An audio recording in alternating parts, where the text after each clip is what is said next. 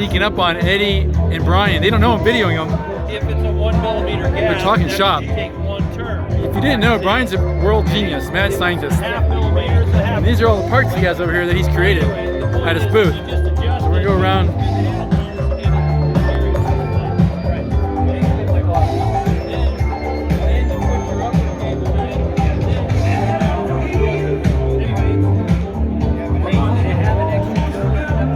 Great stuff here. Look at all this. So you know the difference between this one and that one? Red. No, man! I'm gonna steal my phone. Woo! If you're interested, I can tell you the story of this. No, one. Tell us the story. Very interested. Tell us the story. Yes. Okay. So, this is the first prototype I ever handmade. Okay? So this is the first race play hub that was ever existed. Okay? It's only been ridden once, and that's by Greg Hill. Really? We took it out to try and see how strong it made the wheels. Well, we went to this field that we rode in, and I didn't bring my bike, so Greg takes off and he starts jumping, and I see him disappear.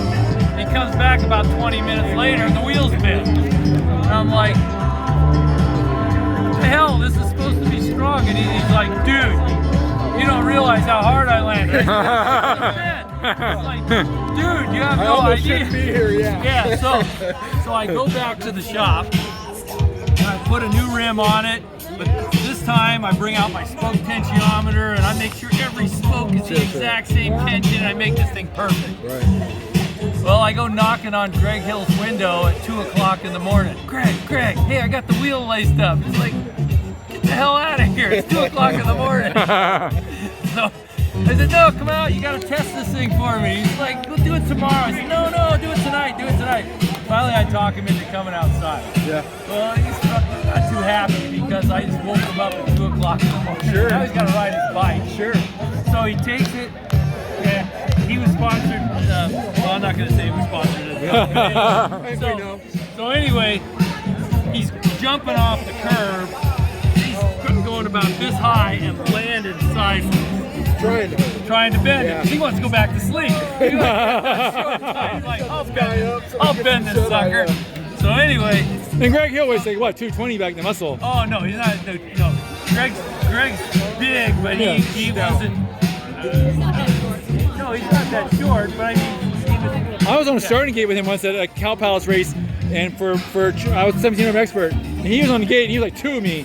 By the time I got off the gate, he was at the first turn. Well, that's a whole nother story. About how I used to work with Greg on gate starts and stuff. Okay. But anyway, so yeah, another thing that's not widely known is you know that he used to be my brother-in-law.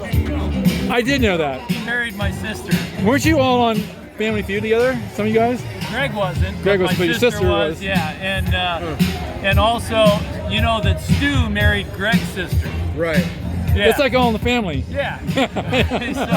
so my niece and nephew are Greg Hill and my sister's kids. Anyway, but so Greg's like jumping off the curb and landing sideways. He finally bends the rim after like 10 tries. Okay, and the rim's doing a little bit, so I figure, okay, I'll just true it up. So I flip the bike upside down, grab my spoke wrench, and I look down. Greg's frame is taco. That's how hard he was hitting. Wow. And the rim stood up. That's this right here. That hub, there's only one of those. The silver one.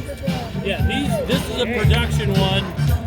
This is the handmade. This is the first ever handmade thing. And what's the story behind this back here? Well, this is a Woody Itzen coaster brake hub. Okay. Okay. On the left. Yeah, and then this is a GT Super Lace hub. I designed that for GT. All right. Yeah, so that's that. And this is interesting. When I used to run a coaster brake, you see this little doodad here? I made this. This is what held my coaster brake arm onto my frame. Yeah, I handmade that back in the day.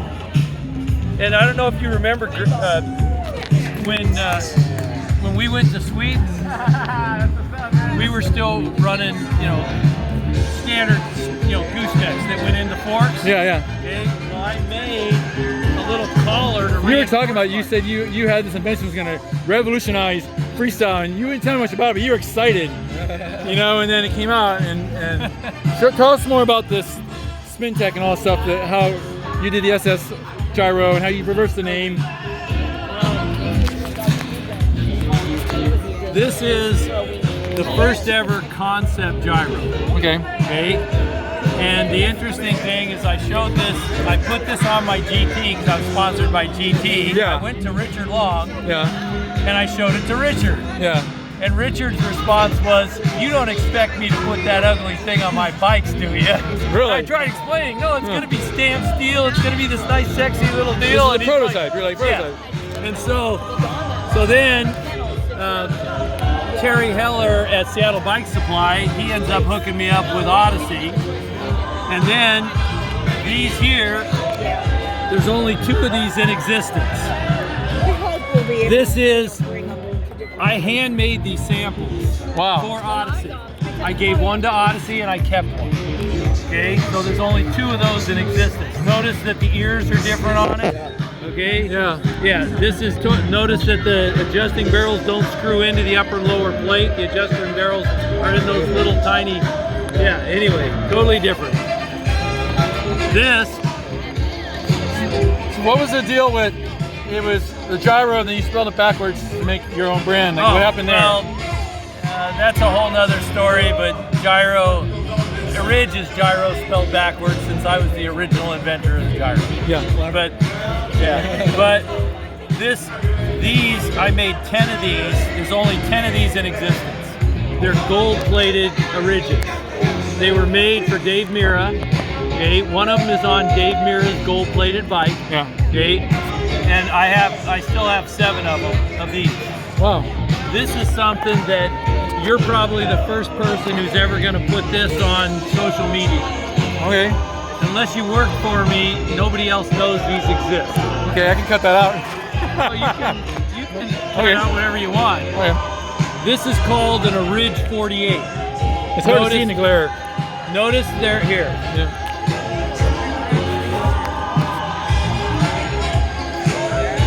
Much better.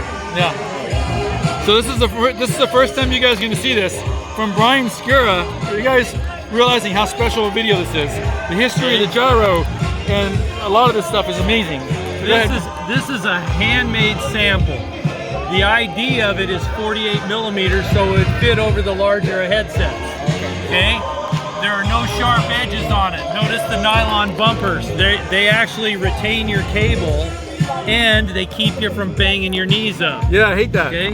We get a lot of cuts from that. Yep. Well, anyway, this is a handmade sample. This is a handmade. In fact, you can even look at it. What does it say in there? It says SST Ridge 48. There's something else on there. Prototype. Yeah. Okay. Here. Cool. Anyway, so these had all kinds of cool features on it. When do you think these are going to come out? Never. Never? Never. No. This was done before I closed the company down. Okay. So no one's ever going to get to see these. Nope. This is a bullet splitter. Check out the splitter. That's nice.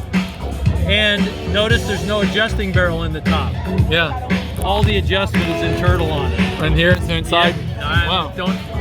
I'm not going to tell you how, but anyway. Yeah. So you never saw a big old adjusting barrel sticking out. Yeah. And you could adjust it to whatever size you wanted.